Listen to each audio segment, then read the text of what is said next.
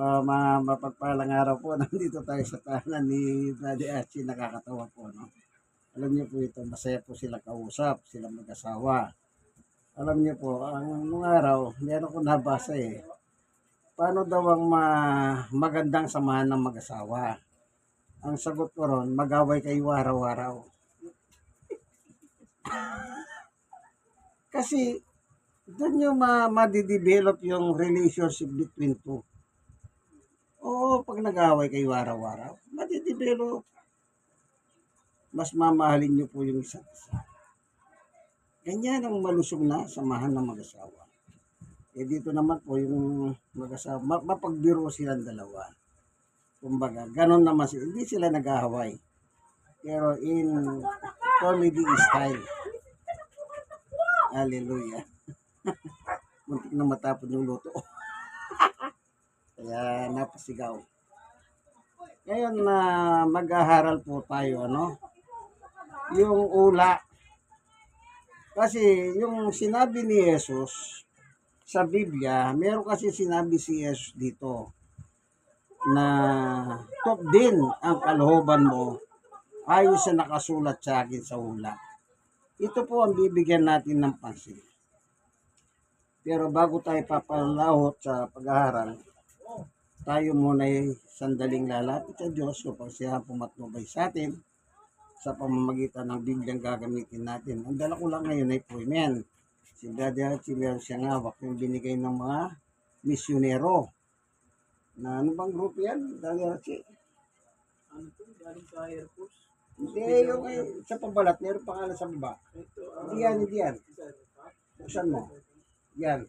Sa Gideon. Ayan, Gideon International. Binigyan din ako ng ganyan kasi marami daw siya nakukuha doon sa Air Force.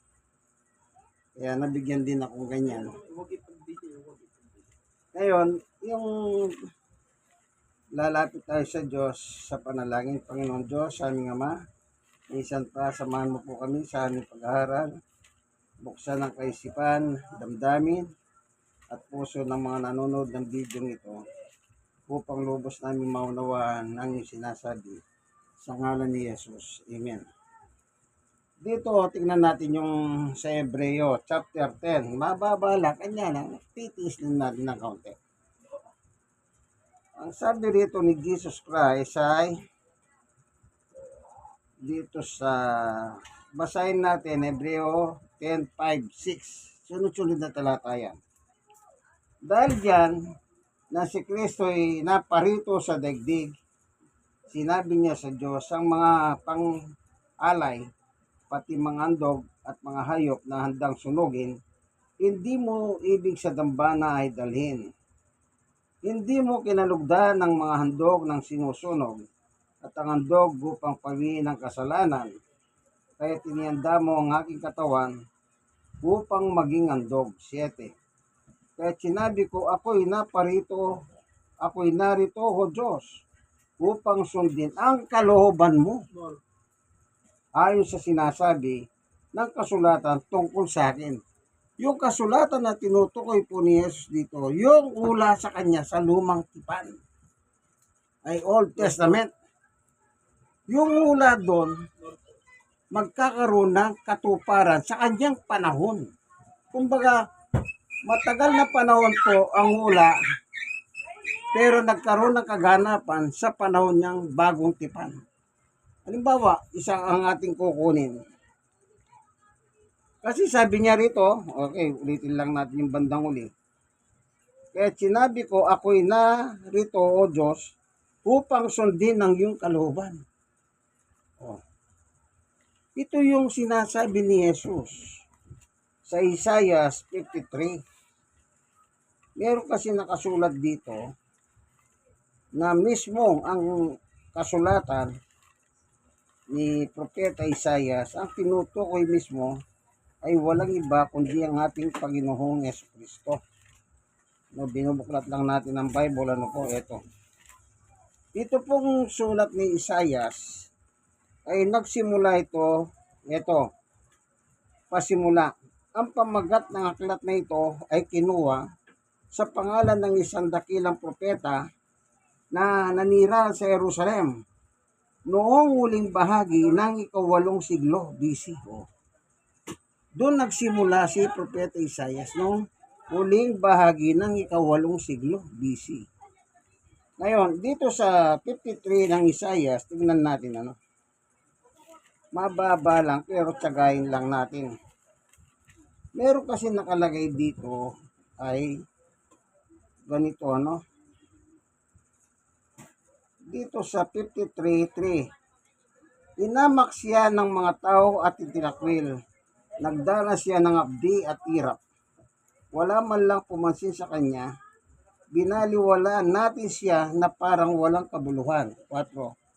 Tunay ngang inalis niya ang ating mga kahinaan, pinagaling ang ating mga karamdaman. Subalit tinakalaan natin ito'y parusa ng Diyos sa Kanya. 5. Ngunit dahil sa ating mga kasalanan siyang sa Kanya'y nasugatan, ito'y binugbog dahil sa ating kasamaan. Tayo gumaling dahil sa paghihirap na dinanas niya at sa ampas sa Kanyang tinanggap. 6. Tayong lahat ay tulad ng mga tupang naliligaw. Nagkanya-kanya tayo ng lakad. Ngunit ipinataw ni Yahweh sa kanya ang kaparusahan, tayo ang dapat tumanggap. 7. Siya'y binugbog at pinahirapan, ngunit hindi kumibo kahit isang salita. Tulad ng tupa, nakatakdang patayin, parang korderong hindi tumututol kahit na agupitan at hindi umimik kahit sa kauntiman. 8. Nang siya'y uliin at atulan upang mamatay, wala man lang nagtanggol sa kanya. Siya'y pinatay dahil sa sala nating katasang katawan. Siya'y inilibing kasama ng masama at mayayaman kahit siya'y walang kasalanan o nagsabi mang kasinungalingan. Yan. Sinabi ni Yahweh, ang kanyang paghihirap ay kaloob ko, na kanyang kamatayan ay handog para sa kapatawaran ng kasalanan. Dahil dito, nabuhay siya ng matagal, nakita ang sumunod sa kanya at sa pamagitan niya naisagawa ang aking panukala. O, kita nyo? Yung panukala ng Diyos kay Jesus, yung ula, yun ang sinunod niya. Kaya sabi niya, narito ako upang tugdin o sundin ang kasulatan. Yun po pala'y panukala ng Diyos. Bakit? Nagkasala po tayo, pero ganun pa man, mahal tayo ng Diyos. Kaya po isinugo si Jesus. Kaya sabi niya, isang katawan ang hinihanda mo sa akin upang sundin ang kalooban mo. O, kita niyo po. Sundin ang kalooban mo. Yun pala, yung panukala ng Diyos natupad sa kanyang anak ni Jesus. Yun yung ula sa nasinulat ni Propeta Isaias na uling siglo ng, anong sabi po doon? Ulitin nga natin, ano? Medyo makakalimutan ng konti. Ang sabi ay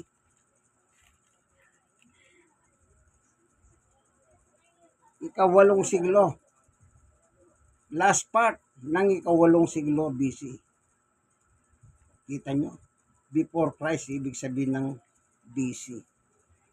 Kaya yung ula sa kanya, nagkaroon po ng kaganapan sa New Testament. Kaya yun po yung sinasabi ni Jesus. Na yung kasalanan natin, kinuha ng Diyos, sa kanya po kinarga.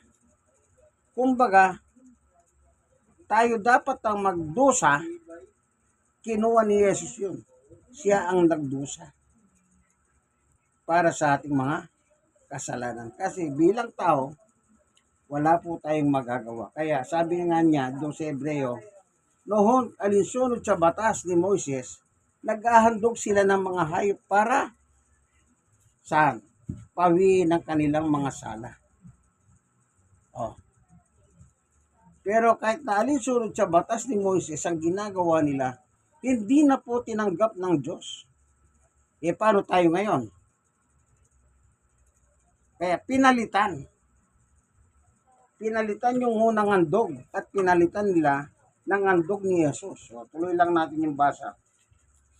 Dito para sa Hebreo 10, ang sabi rito naman, sa 8, sinabi muna niya, hindi mo ninais o kalugdan ng mga halay at handog na hayop, mga handog na susunugin, at mga handog dahil sa kasalanan. Kahit ito'y hinahandog ayon sa kautusan. Kita niyo po, ayon na sa kautusan. Pero, hindi na po gusto ng Diyos ang ginagawa nila. 9, sa kanya dinugtong, ako narito upang sundin ng iyong kalooban. Sa ganitong paraan, inalis ng Diyos ang unang handog at pinalitan ng handog ni Kristo. Yung batas na paghandog sa panahon ni Moises, inalis na po yun. At pinalitan nila yung handog ni Jesus. Kung babasahin natin sa verse 10 na ganito ang nakasulat, at dahil sinunod niya ang kalooban ng Diyos, tayo ginawang banal ni Jesucristo sa pamamagitan ng misa ng paghahandog ng kanyang sarili at iyon ay sapat na. Na dati-dati po naghahandog sila ng mga hayop para mapatawad ang kasalanan ng may sala. Inalis na po yun.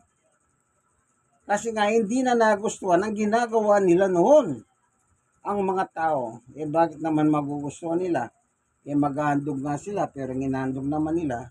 Hindi na po maganda sa tingin ng Diyos. Bakit? Mga bulag, mga may depresya, mga payat. Ganun na. Kumbaga, sabi ng Diyos, gagawin nyo sa gobernador ninyo yan. Kung ang Diyos kung ang gobernador nyo, masisiyan ba? Sinabi ng Diyos sa kanila yan. Kaya inalis. At anong pinalit? Yung handog ni Jesus ay babaw ng krus. Sinunod niya yung hula sa lumang tipan. Kagaya ng Isaiah chapter 53. Actually, kung babasahin mo yun, buwat sa chapter verse 1 hanggang verse 12 yun eh.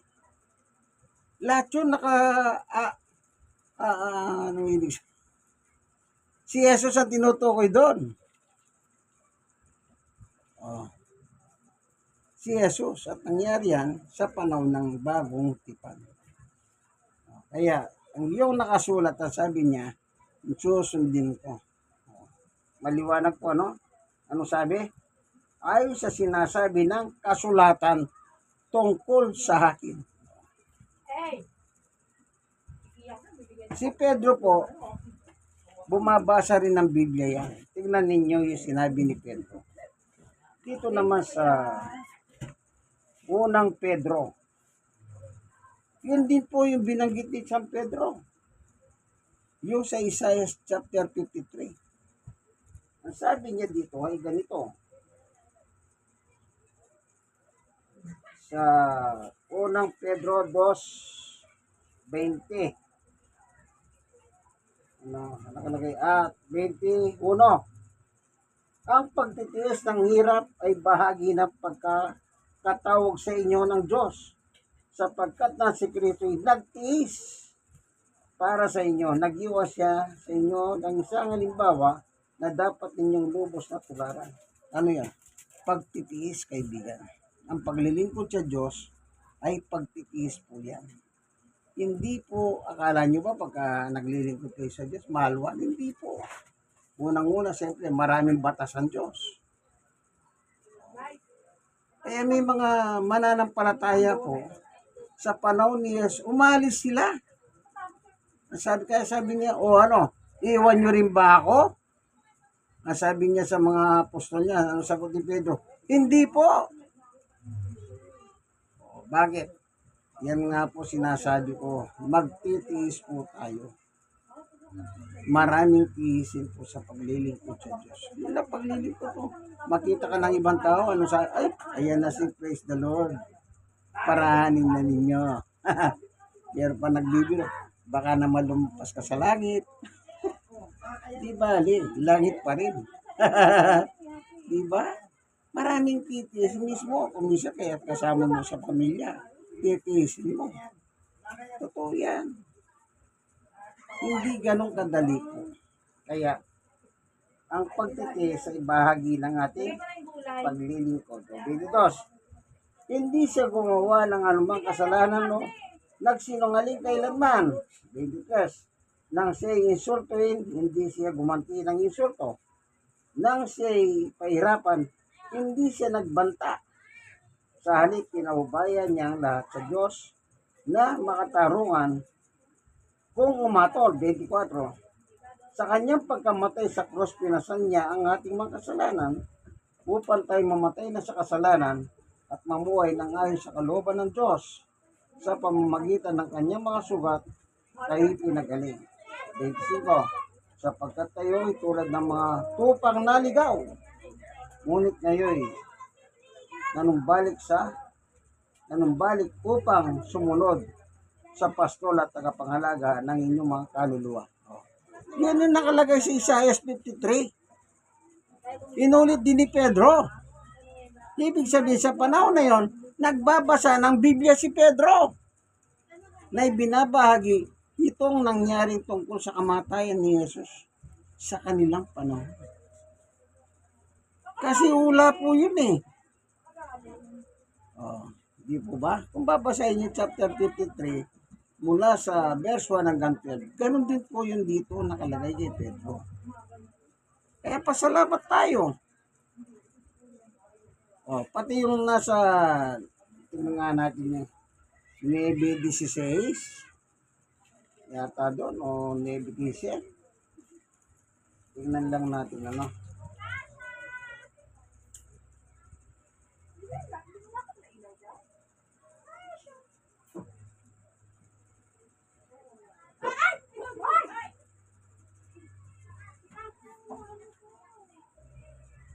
Dito sabi niya, dito sa 9, Hebreo 11. Ngunit dumating na si Kristo, pinakapunong pare ng mabubuting bagay na narito. At siya'y naglilingkod doon sa sambahayan, higit na dakila, walang katulad at hindi ginawa ng kamay ng tao. Ang sambahang iyon ay wala sa sanlibutan ito. 12. Minsan lamang pumasok si Jesus. Minsan lamang pumasok si Kristo sa dakong kabanal-banalan at yun ay sapat na. Hindi dugo ng mga kambing at buya ang kanyang inihandog, kundi ang sarili niyang dugo upang magkaroon tayo ng walang hanggang kaligtasan. Di po ba? 13. Kung ang dugo ng mga kambing at toro at ang abo ng dumalagang baka ang iwiniusik sa mga taong itinuturing na marami upang sila'y malinis ayon sa kautusan.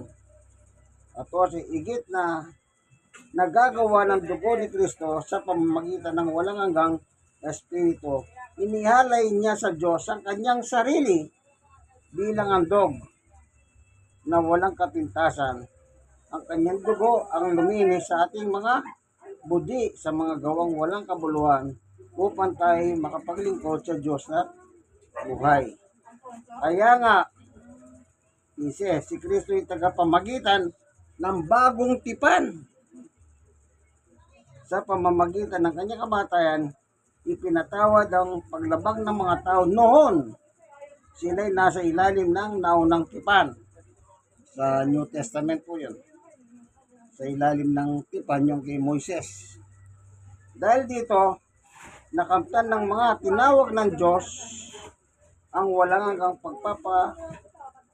pagpapala na kanyang ipinangako. Kita nyo po, maging yung New Testament ay Old Testament, tinubos niya rin. Kaya nga yung andog, alinsunod sa batas ni Moises, hindi na gusto ng Diyos. O tingnan natin sa Gawa 13. Anong sabi ni Apostol Pablo? Basahin natin ha. sa 28-29.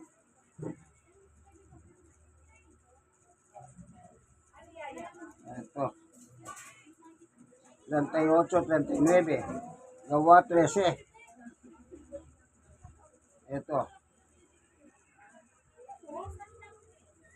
Dapat ninyong malaman, mga kapatid, na sa pamamagitan ni Jesus na ipinangangaral sa inyo ng kapatawaran ng mga kasalanan, 39, at sa lahat ng sumasampalataya sa Kanya, ay pinalaya na sa lahat ng pagkakasala na mula sa mga ito.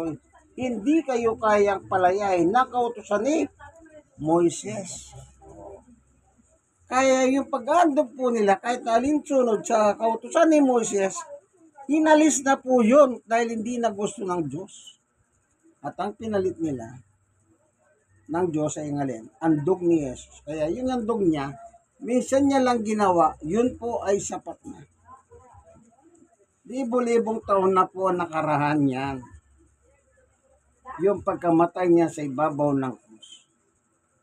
Ginawa na po niya ang tungkulin niya, ang sundin ng kalooban ng Diyos, para tayo'y matubos sa ating mga kasalanan. Meron pang isang talata, panguli. Sa 1:37 o 16 hanggang 17, anong nakalagay? Sapagkat gayon na lamang ang pag-ibig ng Diyos sa sangkatauhan, kaya binigay niya ang kanyang kaisa-isang anak si Jesus, upang ang sino man sumampalataya sa kanya ay hindi mapapahamak, kundi magkaroon ng buhay na walang hanggan. 17. Isinugo ng Diyos ang kanyang anak si Jesus, hindi upang hatulan ng parusa ang sanlibutan, tayo po yun, kundi upang hiligtas ito sa pamamagitan niya. Siya po yung nagligtas sa atin. Nang iniandog po niya ang kanyang katawan, kasi inalis na po yung unang andog, kaya pati yung nabubuhay doon sa lumang tipan, na naniwala sa Diyos, tinubos po ni Jesus yun, kaibigan. Kaya wala na po tayong pagkakaiba, o Juman o Entil.